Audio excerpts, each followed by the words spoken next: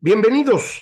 Esto es Fuera de la Caja. Yo soy Macario Esquetino. Le agradezco mucho que me acompañe en esta sesión para analizar lo ocurrido en la semana que termina el 12 de agosto de 2022. Una semana marcada, me parece, por la nueva ocurrencia presidencial, que es que la Guardia Nacional va a pasar a manos de la Secretaría de la Defensa.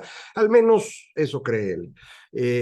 Esta es la segunda de las tres reformas constitucionales que él anunció para este periodo, la segunda parte de su gobierno. La primera fue la reforma eléctrica, que no pudo avanzar. La segunda es la reforma electoral, que la mandó y que tampoco va a pasar. Y la tercera tenía que ver con esto, con la Guardia Nacional. Ya sabe que no va a pasar y por eso ahora nos anuncia pues, que basta con un decreto suyo para que se pueda hacer como él quiere. En realidad está equivocado, no puede haber un decreto que vaya en contra de la Constitución, en donde claramente se estipuló cuando se creó la Guardia Nacional en su gobierno, que ésta tendría un mando civil. No hay manera de que esté en la Secretaría de la Defensa y el mando sea civil. Él dice que sí, pero esto no es cierto, no puede ser así.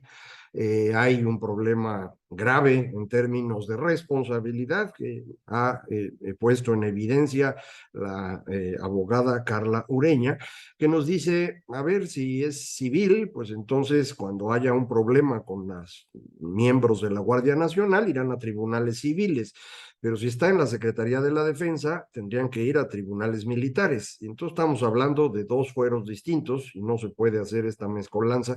Y ese es uno de los ejemplos de por qué esto no puede ser como cree el presidente. Ahora podría uno discutir si es una buena o mala idea que tuviéramos la Guardia Nacional en manos del ejército. Creo que es muy claro que sería una pésima idea. De hecho, México es uno de los pocos países en donde la Secretaría de la Defensa, la Secretaría encargada del tema militar, no está en manos de un civil. Esto no se logró hacer nunca durante los gobiernos emanados de la revolución y pues ahora mucho menos. Si alguien tenía la esperanza de que llegando López Obrador, el ejército iba a tomar menos preeminencia, como él mismo anunció, diciendo que los iba a mandar a los cuarteles, pues ocurrió exactamente lo contrario. No solamente no tenemos ahora civiles llevando el control de la Secretaría de la Defensa, al contrario, tenemos que el secretario de la Defensa está haciendo cosas que les tocarían a los civiles, empezando por las aduanas, los puertos, el control de varios aeropuertos, incluyendo la Ciudad de México. Ya tienen personal en el ISSSTE, en Birmex, que es la empresa que hace vacunas en México, y uno se pregunta, bueno, ¿y por qué tanto militar metido ahí? Creo que esto es resultado de la incapacidad de López Obrador. Él creó un gabinete de personas incompetentes para poder él mandar como él quisiera, destruyó las estructuras de gobierno para concentrar el poder en su persona y el resultado es que pues nada funciona y como nada funciona, pues entonces se está recargando cada vez más en la única estructura que sigue funcionando, que es la estructura militar. Lo convencieron que ellos iban a poder resolver el tema de la seguridad cuando arrancó el sexenio y el secretario que él había elegido para este tema resultó ser un inútil, ahora está como gobernador de Sonora, Alfonso Durazo. No había cómo resolverlo y entonces los militares le dijeron, nosotros podemos, déjenos quitar la Policía Federal y crear la Guardia Nacional. La razón de esto es que los militares nunca habían querido Policía Federal porque era en los hechos un grupo armado legalmente que no estaba controlado por ellos y ellos quieren controlar todo eso.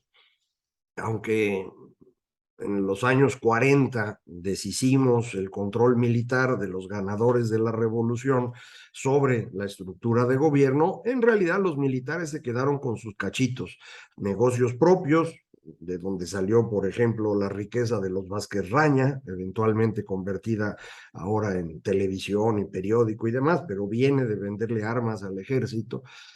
Sus negocios propios, decía yo, los militares, su control territorial a través de las zonas, etcétera. Y cuando aparece la Policía Federal, que es verdaderamente un cuerpo que podía en los hechos tener poder de fuego, los militares no les gustó la idea. No apoyaron su creación en el gobierno de Felipe Calderón. Este grupo pasó de ser pedacitos que habían recogido de la policía de caminos y otras cosas, a convertirse en un grupo serio, bien hecho, 40,000 elementos que funcionaban muy bien. Entonces, en el sexenio de Peña, pues los hicieron a un lado, los había jalado el secretario de Gobernación, Osorio Chong, no quería él problemas porque él pensaba que podía ser candidato a la presidencia, entonces no hizo mucho caso del tema. Los militares aprovecharon para apachurrar más a la Policía Federal. Y esto pues nos llevó a que tuviéramos el repunte de la violencia en la segunda mitad del sexenio de Peña Nieto, con la cual arrancamos el actual. Esta violencia se ha mantenido en una meseta, ya no ha crecido afortunadamente, tampoco se ha reducido de manera relevante, y pues desaparecieron a la Policía Federal para crear la Guardia Nacional. Dijeron que lo harían con los miembros de la policía, pero la verdad es que los han humillado mucho, los han ido sacando. La mayor parte de la Guardia Nacional cobra en defensa o cobra en marina, lo cual en principio ya nos mete en un problema. Y entonces, para que este problema no sea tan claro, pues el presidente dice, pues de plano que esté en defensa. Esto insisto, no es una buena idea. En cualquier caso, no se puede hacer, pero si se pudiera, no sería una buena idea, porque no queremos que los militares tengan el único cuerpo con poder de fuego legalmente soportado. En otras partes del mundo se tienen policías militarizadas al lado de los militares, porque las policías militarizadas pueden aprender a trabajar el tema de seguridad pública y no meterse en defensa nacional, mientras que los militares hacen la defensa nacional, que es su chamba. Y además esto permite tener dos grupos y con eso evitar el riesgo de que los militares con demasiado poder no se les ocurra que mejor ellos directamente gobiernan, que es lo que ocurrió en los años 70 en muchos países latinoamericanos. Aquí no ocurrió porque no era necesario, ellos podían controlar su espacio, acuérdese de lo que comentaba yo hace un momento. Eh, entonces, López Obrador está cometiendo ahí errores de todo tipo, desde no entender cómo funciona la Constitución, a no entender problemas elementales del funcionamiento de una sociedad. Probablemente lo hace porque, recuerde usted, él en lo único en lo que piensa es en el poder y él está convencido de que él debe tener todo el poder. Cree que así esto va a funcionar, porque así él va a tener el control de todo. Probablemente no se da cuenta que está convirtiéndose en un subordinado del secretario de la Defensa y de los jefes de los cárteles, que por cierto, en esta semana hicieron evidente pues que no tienen ninguna preocupación por lo que haga la Guardia Nacional o el presidente o nadie, y fueron francamente terroristas, ¿no? Actuaron esta semana para espantar al público, quemar oxos, hacer bloqueos, también quemar automóviles, finalmente en Ciudad Juárez incluso matar personas, a un conductor de radio, a civiles que estaban pasando por ahí, bueno, los mataron directamente, para demostrar que ellos no tienen ninguna preocupación. Probablemente se sienten respaldados por el presidente, si no directamente, porque pues él no tiene preocupación por el tema. De manera que esto para mí hace ya muy claro que el señor López Obrador es una amenaza a la seguridad nacional. El Estado mexicano ya no controla el territorio, por eso pueden actuar así estos grupos, pero además el presidente está dispuesto a entregarle a los militares el control absoluto del gobierno. No entiendo bien cómo eso es benéfico para los mexicanos, no encuentro ninguna razón. Los que adoran a López Obrador me dirán, pues es que él es una buena persona. Esto yo digo que no hay evidencia al respecto, no me parece que sea buena persona, lo que yo conozco de él no va en esa dirección, pero aunque lo fuera, esto no es como se gobiernan las sociedades modernas. De hecho, lo que hemos aprendido en los 15,000 años que llevamos construyendo sociedades grandes, es que la única forma de que más o menos funcionen las cosas es quitándole el poder a las personas. Y esto se logra poniendo poderes en distintas partes para que se neutralicen entre ellos. Esa es la razón de la separación de poderes entre el ejecutivo, el legislativo y el judicial. Podría ser de otra forma, pero tiene que haber este equilibrio entre poderes a nivel de la nación entera, en nuestro caso federales, y luego también una división regional del poder para equilibrar la fuerza y evitar que tenga uno una concentración en una persona que siempre es algo negativo. Para él no es así. López Obrador está convencido que concentrar el poder es una brillante idea porque se concentra en él. Cuando teníamos estos contrapesos y los presidentes de México, Cedillo, Fox, Calderón y Peña Nieto en particular, que no tenían poder, hacían algo que a él le parecía molesto, los acusaba de ser autoritarios. Ninguno de ellos se acerca en nada al poder que ha acumulado este señor. Y ahora él piensa que es una brillante idea, lo cual quiere decir pues que él mide con dos varas muy claras, él y todos los demás. Cuando alguien hace eso, pues estamos hablando de alguien que ya perdió contacto con la realidad. Creo que ese es el caso del presidente, creo que no está entendiendo nada, pero pues nos está metiendo en un problema cada vez más grande. Nos anunció esta semana, no solamente quiere hacer eso de la Guardia Nacional, entregárselo a la Secretaría, que lo va a hacer con su decreto, sino que además va a hacer un acto formal de entrega el 16 de septiembre, el mismo día que va a dar su opinión sobre qué vamos a hacer en nuestro conflicto comercial con los Estados Unidos y con Canadá. Lo cual quiere decir que es muy probable que el presidente no solo se amarre en la bandera nacional, como habíamos pensado que haría en este evento del desfile militar, sino que además puede fácilmente llamar a la defensa de la soberanía nacional con las armas, lo cual no significa que vayamos a declarar la guerra a Estados Unidos, porque como dice el viejo chiste, ¿qué hacemos si ganamos? ¿No? Entonces no va por allá, pero retóricamente pues lo convertiría en alguien del nivel de Juárez, que enfrentó la intervención francesa, del nivel, si quiere usted, pues de Morelos o de Hidalgo, que enfrentaron la virreinato, control de los españoles sobre el territorio nacional. Yo espero que no haga eso, pero todo indicaría que va en esa dirección. Y una vez que alguien dice eso, luego, ¿qué hacemos? Le digo, no podemos irnos a enfrentar a balazos con los estadounidenses. Primero, no tiene ningún sentido. Y segundo, pues no hay manera de ganar, pero además, insisto, como dice el chiste, ¿qué hacemos en ese caso? No tiene ninguna lógica esto. Nosotros, como país, tenemos una actividad económica que depende esencialmente de nuestra relación con Estados Unidos, no porque sean los colonizadores o controlen algo aquí, son clientes directamente de nuestras exportaciones o directamente de los servicios de mexicanos que se van para allá a trabajar para pues, ganar una lana y mantener a su familia aquí y están mandando estos 60,000 millones de dólares al año que tanto celebra el señor presidente. Entonces, ¿por qué quiere complicarles la fuente de trabajo? ¿Por qué quiere complicar las ventas a los Estados Unidos? Todo porque él está absolutamente convencido que la mejor forma de administrar la electricidad es la que dice el señor Manuel Bartlett. Yo no, francamente, no lo puedo entender. Bartlett no entiende de electricidad, no sabe nada de esto, no sabe administrar. Es cierto que viajó a Francia, estudió, creo, un doctorado en Derecho por allá, tiene una gran cercanía con la cultura francesa, pero pues eso no tiene ninguna utilidad práctica para resolver el tema de que tengamos electricidad para todos en México, un abasto confiable a un precio razonable, producida por energías limpias. Ese debe ser el objetivo de cualquier gobierno.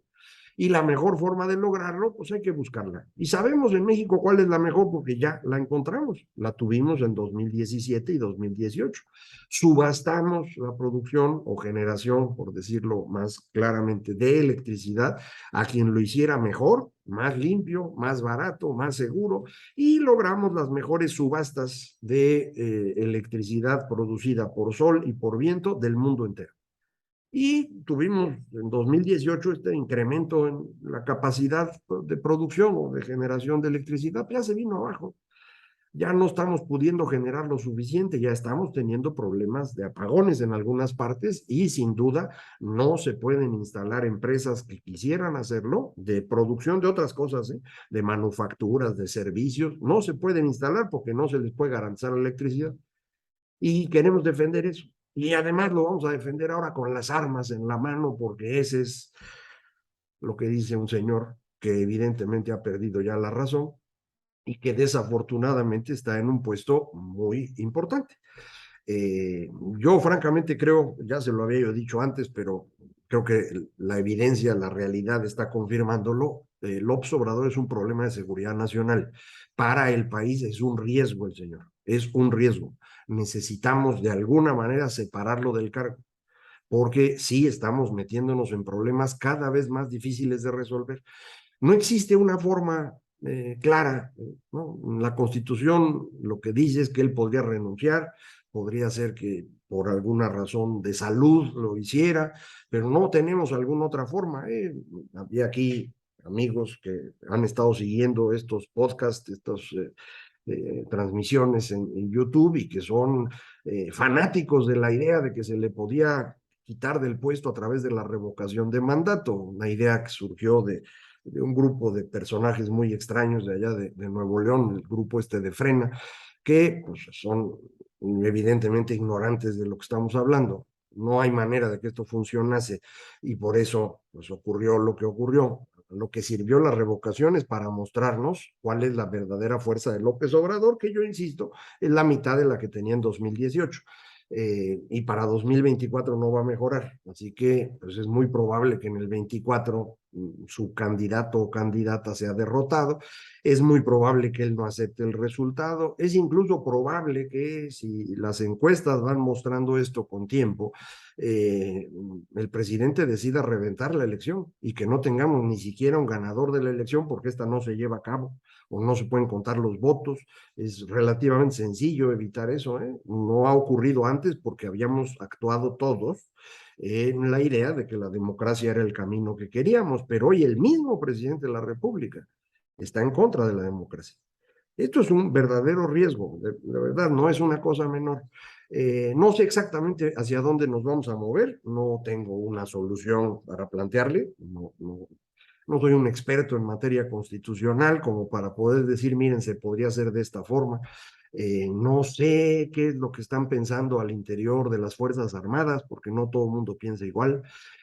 No sé si ellos están tan dispuestos a jugar este juego del autoritarismo y del caudillo en pleno siglo XXI, además siendo un ejército que honestamente pues no da para una comparación global relevante, a duras penas pueden con el crimen organizado, ya ni siquiera pueden controlar el territorio. Entonces, pues la verdad, yo no veo qué es lo que están buscando. Entiendo que habrá generales que se están pues haciendo un patrimonio, he escuchado que andan pidiendo por ahí del 30% y tienen mucha obra, ¿no? El Tren Maya, tienen ahora el aeropuerto, donde pues hay obras y hay siguen haciéndose cosas que pueden estar cosechando su lana. Eh, la corrupción en México fue lo que mantuvo unificado al sistema político desde la revolución. El primer gran corrupto de la revolución era un bandido, un asesino, un violador que se llamaba Francisco Villa, Pancho Villa, bueno, o Doroteo Arango, pues, para que no me estén regañando. Su hermano fue el que controlaba los burdeles en Chihuahua. De esos personajes construimos un gobierno. Son los héroes que nos dieron patria, una punta de criminales. Y por lo tanto, nuestro gobierno siempre dependió de la corrupción para seguir funcionando. Incluso gobiernos de otro partido, como fue Acción Nacional, que llegaron con la intención de evitarlo, no pudieron hacerlo. Algunos de ellos incluso se convirtieron en corruptos, otros tuvieron que dejarlo pasar, algunos más se fueron, pero no se pudo evitar esto. López Obrador ni siquiera tenía esa intención, como es evidente y claro ahora, para el que lo quiera ver. Si no lo quieren ver, ¿yo qué hago? Por cierto, si lo quieren ver, En los próximos días sale un libro de mi autoría, escrito a petición de Grupo Planeta, sale bajo el sello de Ariel y se llama México en el precipicio, también el título es de ellos. Y trata sobre pues, estos proyectos de inversión del López Obrador, sus grandes ocurrencias, trata sobre los programas sociales y sobre la crisis fiscal a la que nos encaminamos. Un libro pequeñito que yo espero que sea de su agrado. En cuanto tenga yo un ejemplar, con mucho gusto se los platico aquí más de cerca.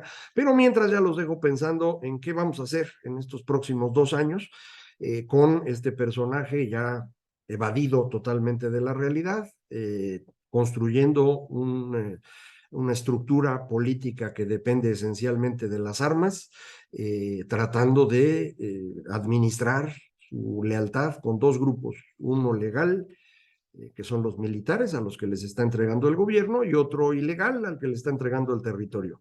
Sí, es una situación peligrosa, preocupante. A ver si se les ocurre algo, ahí me van diciendo, para que entre todos pues vayamos buscando una solución a esto que tenemos enfrente. Muchísimas gracias. Esto fue Fuera de la Caja.